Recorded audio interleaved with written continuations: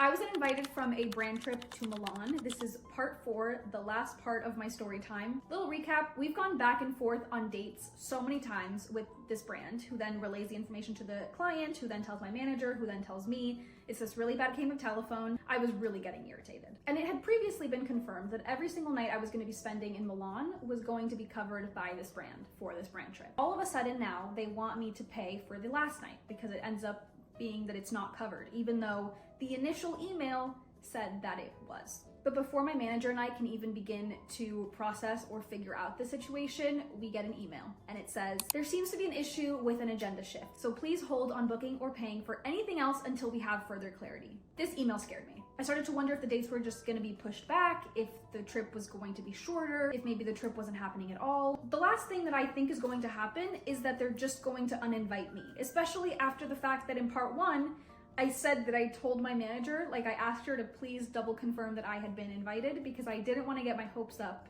for them to cancel last minute.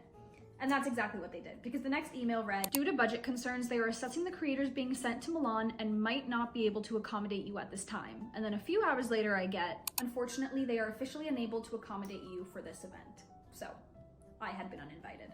I was heartbroken. This was a once-in-a-lifetime opportunity, and we were literally 3 or 4 days from flying out. Like, my hopes were as high as they could possibly be. And all of the prep work that had gone into this trip, we told our families, we told our friends. It was so awkward to have to tell them all, like, never mind. Since getting uninvited, I've obviously started to receive all of the packages of the clothes and the accessories that I ordered. And to make matters even worse, the brand refused to pay us back for my boyfriend's ticket, which, in my opinion, is so wrong. Thankfully, my management stepped up and they're covering the cost of the flight, but this has just been so wild to me. But the trip is still taking place tomorrow, so I guess we'll get to see together who actually still got to go.